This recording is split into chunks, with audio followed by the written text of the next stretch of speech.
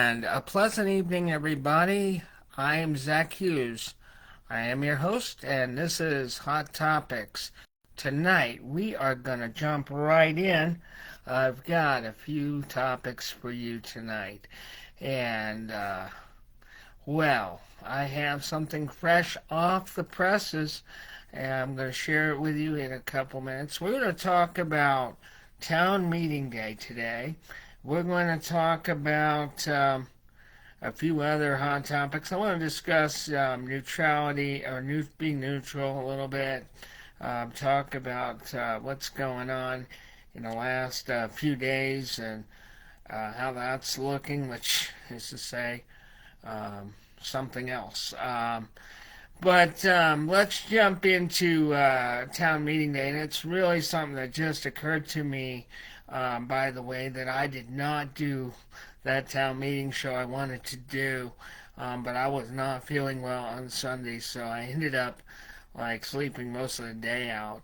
But anyway, it turns out the town meeting is here, and we've got quite a deal here. So before I get into town meeting, let me share what are the unofficial results in the Montpelier election. So this is just for Montpelier. If you're looking for your town or city, you're going to have to keep an eye out for that. But let's take a look at this as we jump in. I'm not going to do the Hot Topics link right now, but I will do it after the show. We'll put it up there for you folks. And I'll remind you at the end of the show how I'm going to do that. So let's give you the unofficial results from this year's 2026 town meeting. And we're going to take a look at it together. How about that? Let's see what we got here. Okay, so that is coming out right now. And you'll see it on your screen right there. This is the unofficial result.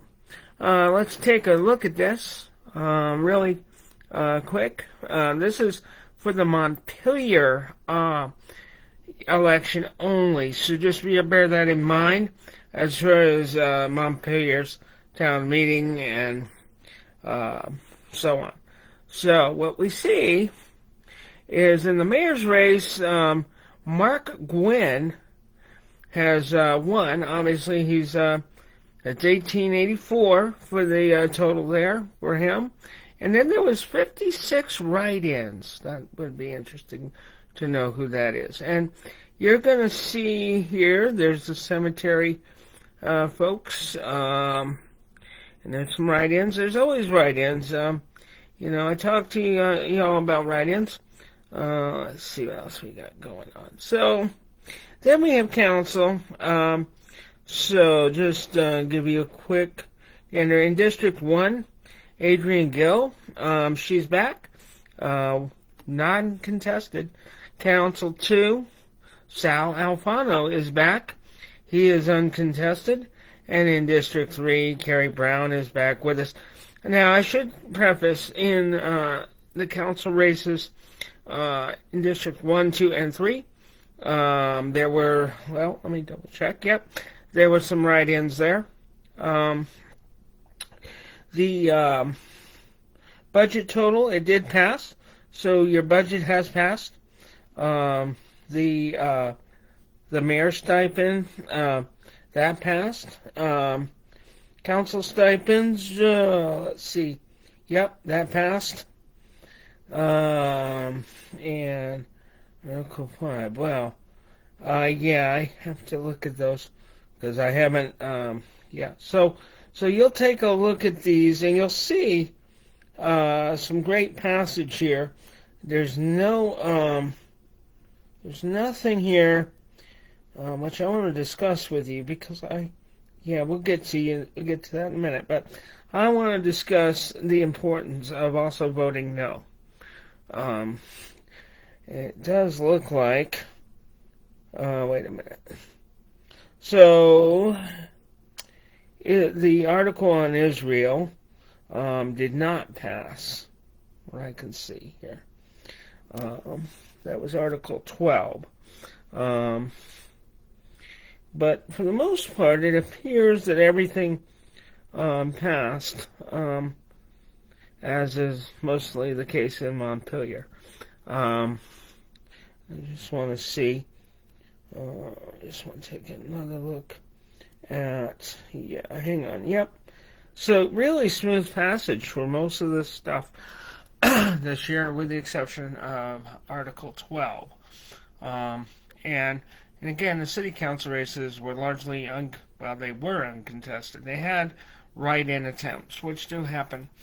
And I have to say, so I was out and I did a report, which I'll be posting on the YouTube here pretty quick. But I did a live this afternoon as part of my vote. I go do that every year.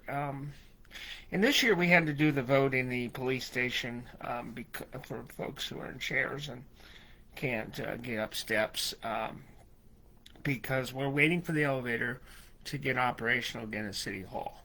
From what I heard today, they're working on, they have to wait for a manufactured part that has to be built. And this is not uncommon. We had this issue in this building here last summer. So, yeah. So, the voting, when I looked at the ballot, I have to say, yeah, I noticed everything here passed very smoothly, and this erupts a debate again. I'm asking folks again, because I hear this every year. I don't get this, but that's okay.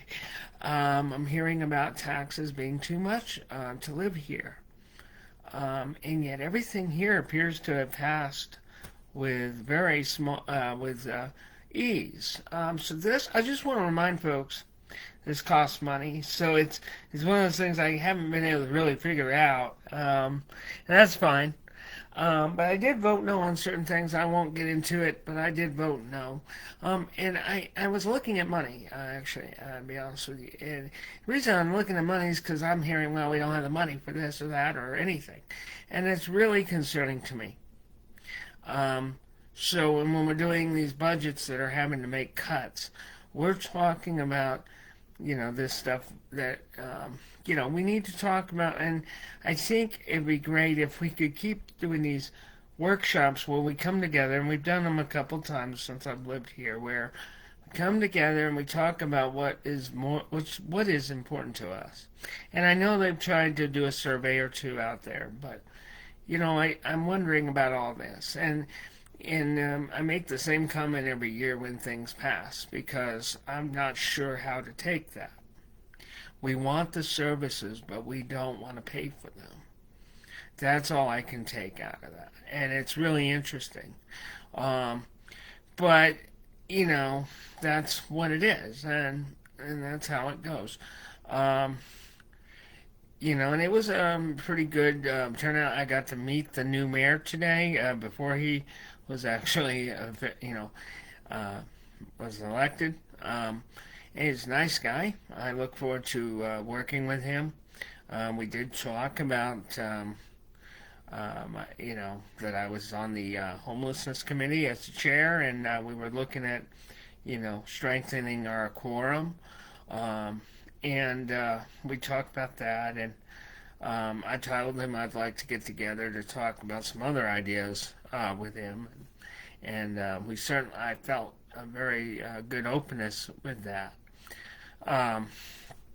But this is the first show, folks, I've been able to share this in real time with you. By the way, this list on your right hand side, and those, I will be posting it on the Hot Topics page after the show, and I'll put it in comments again for folks who haven't seen it later on. But, my takeaway, if you, look at this, and again, it's unofficial, so it's not official, but, it's what it is. And, boy, on top of, yeah, let me just take a look at it. I like to look at this stuff, so bear with me. But you'll notice what I love about this is there were some write-ins. want to talk about write-ins briefly because, I almost was, well, no, I did run as a write-in one year. And once or twice I ran as a write-in. And, write-ins are cool too. But I find the electorate wants you to go out and actually get the signatures, which I found challenging. And I guess I'm not the only one who has found this challenging. And a friend of mine who wants to run for office, and he didn't realize he needed, I think it was like 500 signatures. Um, so, yeah, that's where you bring in your support people and you have them go out and get the signatures for you. That's pretty much what I would have to do. And I tried all different approaches in 2013 when I ran. I tried to bring the voters to me, and it just didn't work. I set up shop somewhere and really tried to do it proactively, and it just didn't fly. So, it was up to my buddy who passed away, unfortunately, last year, Morgan Brown, to kind of insist to take me out of that write-in status and put me in the real status. But I'm not shaming write-ins because I think write-ins are an option, and they often get shamed. So I just want to say, with the difficulty of having to go out and get signatures, and what does that look like, by the way? For folks who've gone out and gotten signatures, they know what that looks like. What it looks like is you have to actually go out. You have to, if you're running like I'm running in district, I was running in District 3, so I need to find somebody in District 3. I need to find like 30 people at minimum, or something like that. At minimum. You want to go a little bit higher than 30, but in case there's mistakes, and believe me, there are. So, like, you could go out and you're like, you have to see if they're from Montpelier. Yes. Are you a District 3 person? Yes or no. Or maybe I had a District 3 person who signed the petition but actually lived in District 2. And this is because maybe they moved to District 2 and didn't change their whatever it was. And I've got to tell you, so you'll get a few of those. So that's why you want to go a little bit higher than that minimum. And then there's the deadline. Of course, you have to make this deadline. So yeah, I confess I took the write-in route a couple times because, and what is that? So write-in is basically I'm foregoing the signatures. I'm basically on my own, and I'm saying to people to write me in. There's a slot on the ballot that you write the person's name in, and it goes in. Now, that is not the acceptable way from what I've learned. And when I say acceptable, we're talking, it's not really tolerated in a sense. It's there, but it's sort of the fast way out, which I don't agree with. I didn't use it as a fast way. I used it as an easier way for me to get there because I ran into some serious challenges when I attempted to go out and get signatures. And, it had nothing to do with my ability to run for the office, and neither should it bar me from running for the office. So my options, if I run again, would be that I would have to just find a few people who would be willing to go out and do that for me. Because it's really, I couldn't imagine trying to do it. And so that was my little, run in election. And running for election it sounds great and stuff, but when you give it thought, especially in today's environment, it's really rough. 10 years ago, 15 years ago, I think it would have been easier to run in the environment and you would have been, fine. But today there's just so much, and so much. And I don't even know how to, I can say that I've kind of taken a step and said, well, wait, do I really want to do that? And I think everyone who runs should do that. I'm encouraging people to run for office because what I've heard from a lot of people is there's a lot of complaining or a lot of frustration. What I have said to them is, then can I suggest you run for office? And I know people think, that's hard. But the reason I do that is because you get to learn what's going on, what it really is like. And I'm telling you, it's not an easy thing. And, I've served, you know, so for years on different committees, depending on, in the city and on the state. I've served on a couple of governor-appointed spaces, and we're accountable to the public. So, the open meeting law, the stuff that applies, the public records requests, all that, okay, and your constituents are going to pull you aside in town while you're trying to enter a restaurant to go eat or go to the grocery store. They want to talk to you. So, of course, you're going to need to talk to them. This office isn't for free, right? This seat on this committee isn't for free, whether it's volunteer or not. You are expected to be available a little bit. And it might be that, I think that's what makes it fun about, I think it made it fun 10 years ago thinking, running for office would be great, and you can make the change. But today, it's not about making the change. It's about dealing with the tough environment. We're talking about a very tough environment. And so we kind of had to agree with, and I have been to, several council meetings in the last year and a half. And let me tell you, rougher than I've ever seen them. I used to see a little bit of roughness in the city council here, but nothing like I had seen in the last year. And it's because people are fed up, and I get it. I get it.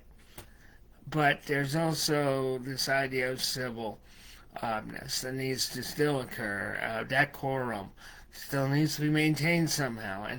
And that's what I'm seeing, a lot of frustration out of people right now, like they've had it. And what is my hope, with the new mayor, that he'll come in and he'll be able to kind of, get that kind of figured out a little bit. But it's kind of hard because, again, there's just so much in play. And so I think it's important to talk about it on town meeting day, as people had, contemplated, and many had run for office, or and some are returning. And I'd like to just recognize that the folks who did return to the office after the 2 years initially, especially the new ones, thank you for coming back. It's a really tough thing to want to be doing this. And again, 10 years ago I ran. About 2013 I ran. And I was serious. And I'm still serious. If I want to run, I will run. I had, I say Buddy Morgan tell me, don't run again. Do me a favor, don't run again. But you know what? He supported me. If I wanted to run again, I ran again. And I did run again a couple times.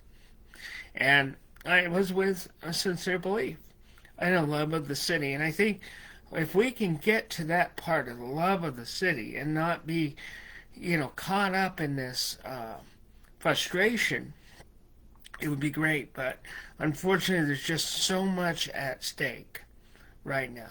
It's just, and it's hard. I every day I go out there, I think about that. I think about those bumpy streets, and I'm thinking, but they're saying there's no money, and that's what I'm talking about when we're passing things here. Could that money be used on our streets a little bit? I'm just challenging folks, because we can't have it all. I know you think you can have it all, but we really can't. And that's what I get concerned about when I looked at the ballot today. It's sort of like, wow, okay. And so I wanted to address another thing. I talked about this briefly. Same thing, around town meeting, was around the idea where some people wanted to, Let me make sure we're still going. We are. You'd be surprised once or twice this thing has frozen on me and talked to dead air. But there's this idea that because of the way Montpelier went through transition in the last year or so, that some folks were saying they would vote against the budget. And while I respect that ability to vote against the budget, I disagree with it. And here is why. I believe that the intention of these folks, while good intentioned, was around, well, why don't you give the new mayor and the new city council and the new city manager a crack at the budget? Because this budget was done kind of in transition. We had we had the departure or the termination of Bill Fraser. We had the acting city manager who decided to move on to something else. And then we had a finance director who wanted to move on as well. And so it was kind of a weird way we were able to put that budget together. But I want to point out that the show goes on. Okay, so it's a good idea. It was a good intention. You want to say no to the budget. I didn't say no to the budget because I believe that the show must go on. So your city must continue to function. This idea of saying, well, we're going to vote against the budget because of the way it was put together through this transition isn't good. Let me tell you something. Cities go through transitions all the time. You have to keep going. And that's the one thing I have to say about this transition that we experienced in the last year. We were able to keep going. People kept us going. Good people. And we can criticize them all we want, and that's fine. You know what I loved about Bill Fraser? He had this little phrase in his reports. I am going to miss this phrase, and I'm going to try to find it, because it's going to be a reminder to me. And it's easy to make fun of, or something like he said, it was easy to make fun of, it can be easy to make fun of government, or go after, the people who are in government. But these people are, doing dangerous jobs, keeping your streets safe and everything. And I just found that very, very cool that he would do that every year. It'd be a reminder, and I really believe that's what we have here. And so the show goes on. There's no way I would have voted against this budget. I did vote against the school budget one time, and that was a different budget than the city budget that I'm talking about today. The school budget that I voted against was I was upset with the school board's performance at a couple of meetings, and I wanted to send them a message. And I guess I wasn't the only one, because that school budget got voted down that year. And I just want that to, that's what we face. We face so much when we're in these positions, and you want the best leadership. You literally want that best leadership. I think that's what you got to keep in mind. How do you treat that leadership? And yes, there is some room. There has to be room for criticalness with public officials. That's why, that's how this works. You have these folks who will come in and hold you accountable. And occasionally you'll have me come in and hold you accountable and say, what were you thinking? During my 5-minute, during that 5-minute public speech time. But, I'm thankful that I live here. I'm thankful I live in Montpelier, where I'm able to have access to my counselors, where I'm able to have access to, the mayor if I need to, things like that. It is a really nice place to be able to do it. And you live in and living in the capital carries extras, like being able to access other people, like state officials. I'll never forget the time that I got to meet the state treasurer, Beth, and I forget her last name, but I got to meet her, and we met in a cafe. And what I loved about her as a state treasurer was she had an apartment. And it was in the newspaper, so I loved that. She was from Barrie, and she had an apartment, and I said, that's great. And I told her that. I said, that's so great. I love that about you. And that's the kind of thing you were able to do. You're able to go have access to your officials in this state. We have that access. We have the ability to sit a few feet away from our governor, like I did earlier was it this session? Yeah, it was. I think it was this session, and a little bit earlier this year, when they had the Three Squares situation, I went to an emergency board meeting. They have an emergency board for the state, and he's right there. So I mean, really, living in Montpelier does have its perks, but we did have our transition this year, and you'll see, this. So I'm really happy. You'll see me at the next city council meeting. It'll either be online or I'll be in person, because that's going to be the start out. You'll have the new, you have the new city manager. You'll have the new mayor. It's really a trailblaze moment for Montpelier, and we'll see where this goes. All right, so let me jump into another topic, and it's going to be a little bit of fun, but I'm not fun, but, I think it's important to talk about it. So, this weekend, I found myself in a little online battle, and it had to do with our attack on Iran. I had someone point out to me, and I've had this pointed out to me before, that I like to, cozy up to the other side. I want to be clear that I wasn't cozying up to any side.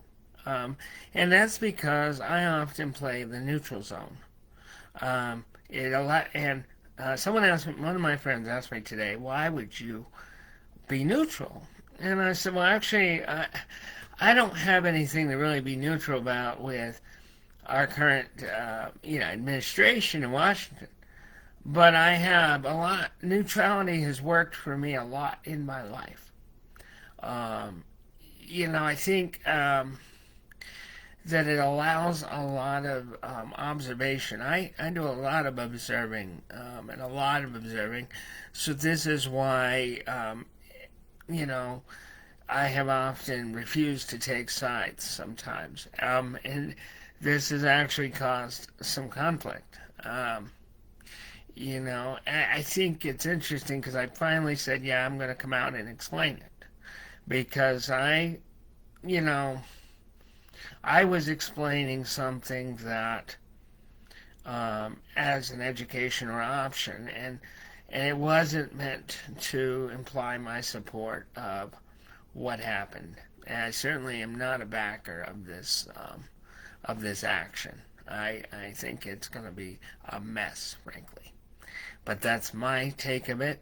And, what I was trying to explain is that, a couple different schools of thought, and I have no problem coming out. I've already said this, so it's out there.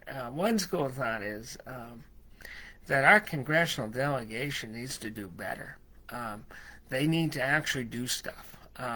They are very good at talking about things every single day. I get these little clips from, Peter and Becca and Bernie, and but I want to see action. I want to see resolutions. I don't care if it's a resolution. Do something. I know people love I love our delegation to pieces. But what I don't see is them doing something. I see them say how bad it is. That's like me laying in bed all day saying how bad it is. Like I sort of done on and off for the last, for the winter sometimes I do that. That's just not cool. I don't see anything. And I remember when Peter started out as, a representative in the House, and he got the same challenge that I'm challenging, except I'm not challenging Peter to try to impeach somebody. I'm challenging him to actually do something, or challenge them to put a resolution in. They can do that, and I don't, quite get this whole idea of we can just talk on our devices and say how bad it is. I just came from the floor, and I voted against. That's nice, but what are you doing about it? And before people tell me, well, they can't do anything, yeah, they can do something. They can speak. They can, and I have seen them speak, and that's fine. But I want more. I maybe I'm over expecting it. But it's perception. I talk about perception in meetings, and nobody likes that when I bring perception up. I used to say this in city council, and they just wouldn't bat an eye at me. And I'd say it's your perception. It's perception that you're trying to do this, and it's not good. You need to get away from this perception. So when I was mentioning about our congressional, I mentioned that, and then I also was saying, listen, guys, before you say that, Congress needed to give authorization to this or declare war, actually look at the rules and regulations. And that's by education. That wasn't meant to really stir the pot, but apparently it did stir the pot. A couple of people said, I don't know what you're trying to say here. And I get that. I probably didn't know what I was trying to say there. But I was reacting to different comments over the afternoon. Just because, it was really interesting just to, go through this whole thing and to watch this come out and it wasn't about, and I want to clarify something else. So it wasn't about, it wasn't about saying, well, the other side, back in 2011, Obama didn't have to get authorization. It wasn't like that. I was actually pointing out that actually they don't have to get authorization right away. And that's because we have it in the War Powers Act. I'm talking about law. See, this is the problem with our, with our structure. We don't look at what's there. And sometimes we need to make these changes. I made this argument with another thing. I said, which I won't mention here because I'm just not into going on a debate about it. But I want to talk about, what's there legally. What is there? What do we grant our president? And what we grant our president is War Powers Act. You may not like the fact that he doesn't have to go get permission. Congress may not like the fact that he didn't have to actually go get full-fledged permission, but he doesn't for at least 60 days. And that's, I'm just challenging you. And of course I'm getting counter-challenged, which is fine. I had someone, as I said, say, well, you're cozying up to the other side. No, I'm not. I'm neutral. I'm pointing something out to you. And you're not registering it. And I get it. You want Congress to be advised. I get that. But you know what? This is what we have. And you don't even want me to get going on how we got here. I won't go there tonight. I want to make sure we're still rolling. Because we may not be. I don't know. But I'm just saying, it's a very powerful thing. I don't agree with the action, just to be very clear. I don't agree with this action. I think it's a mess. I think that our people in Congress need to do more challenging than talking. And I'm tired of the talk. And I don't know how to say that. I've seen some of my friends say they called Congress, and that's fine. But what are they do? What is Congress going to do about it? Are we going to just sit here and talk about how bad it is? I don't mind watching Becca go outside the Capitol and talk about how bad it is. I already know how bad it is. I listen to it on NPR. So, as we come up on our elections, don't be surprised if someone else goes to Washington. because I don't want to hear about how bad it is. I already know how bad it is. I need you to actually do something. So anyway, there we go. End of story there on that. We're going to have to keep an eye on this. It's a hot topic. I'm probably going to get some messages later. That's fine. I want to get messages. But, you know, as I said, you don't want to know how we got here, because I'm not going to go into that, but I have talked about this, about how we've gotten here. And I share some frustrations too. You have frustrations. Some of you may have frustrations. I have them too, except I'm not going to share them here. I think it's just important to understand on a town meeting day, your vote matters. It absolutely matters. Same with your vote with our congressional delegation. If they're not doing enough, vote them out. And I love them to pieces. I do love them to pieces, but part of me is saying, do something. And I do appreciate, the brutal truth that we were told when I was down in Washington with one of them. And they said, well, my hands are tied. That has got to be the most brutal, honest statement I've ever heard out of a politician in Washington. But it doesn't matter. I expect people to do what they can, whether it's introduce a resolution, obviously continue to speak, but don't tell me how bad it is, because I already know how bad it is. I know how bad it is. Your constituents know how bad it is. I don't want to know anymore how bad it is. I just want something different here. Anyway, so let's jump into something else before I go tonight. I want to do a shorter show. I didn't want to go too late. How's your self-care going, folks? This is going to be a rough time. I'm going to tell you, this weekend's going to be a rough time. I don't know what it was, but I just had this feeling that, we were probably going to be doing something with Iran this weekend. And, I didn't really, I'm trying to remember what I was doing this weekend. I'll tell you, it wasn't very much. I've noticed I'm really tired on the weekends now. But I think I ended up crashing out on Sunday. And, which is why we didn't do that show, and I wish I had. But when I was tired, I'm tired. So I think self-care is really important.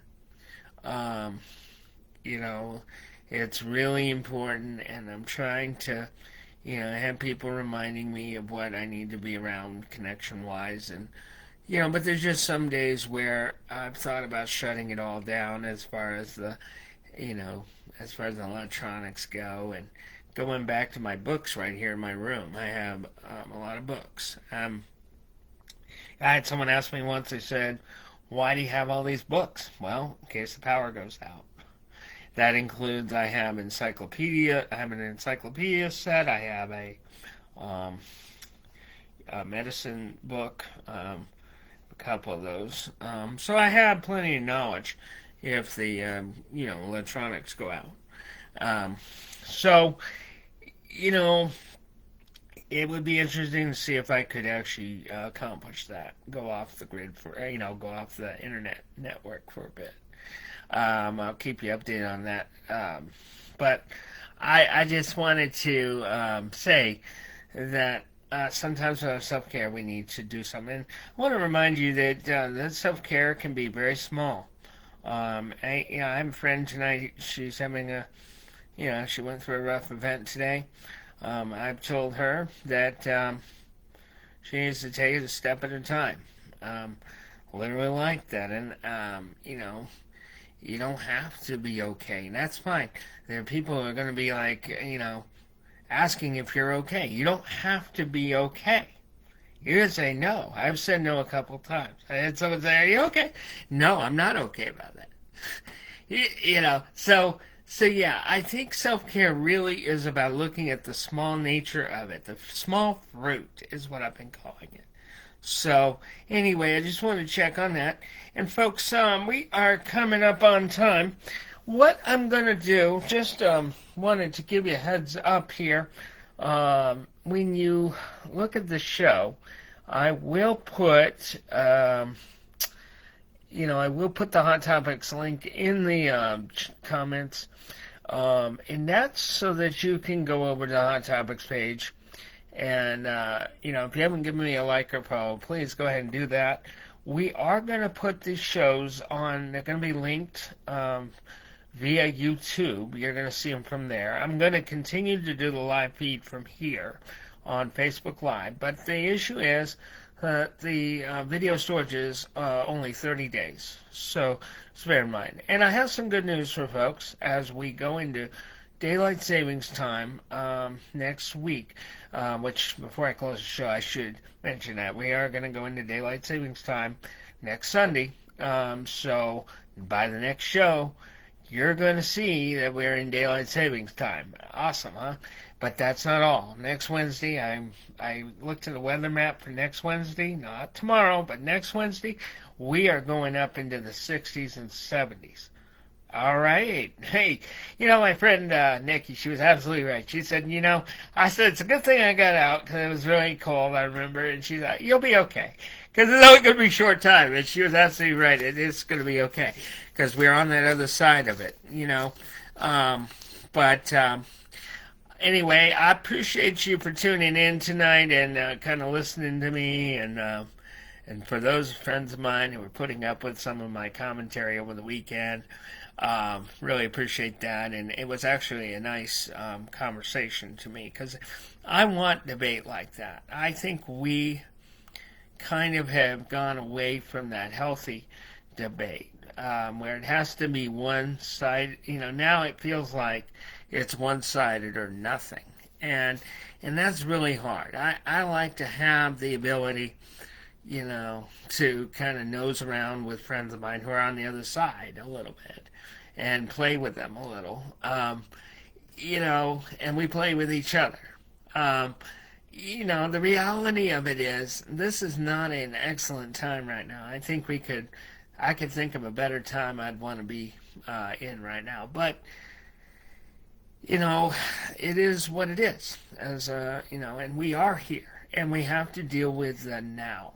And I think that's where I was trying to stay away from, where I wanted to go off on another tangent tonight, and I just won't do it. And it has to do with how I feel like, as I said, how we got here. And that's what we need to, realize is we are here. We are now, and we are dealing with whatever you want to call this conflict over in Iran, and I'm calling it more than a conflict. As far as I'm concerned, because it's it's enveloping other countries to go into the conflict, which isn't something you want. So anyway, folks, I'm going to call it for this evening. I do appreciate y'all tuning in. We'll get you the link on the comments here, so you can go over to the Facebook page, and I appreciate that. I appreciate everyone who tuned in. I did not see anyone here, but that doesn't mean you weren't here. So I do appreciate that. And please also note that I will put the unofficial results up here very shortly for the Montpelier election results. And for you folks in other cities and towns in Vermont, please reference your city or town website for that information or contact your officials. Thank you for everyone who turned out at voting today. Thank you for those who have graciously returned to be part of the government again. And thank you, everyone else, for doing what you do here, making Vermont great and the U.S. great as it can be. I'm Zach Hughes, and guess what? I am out of here.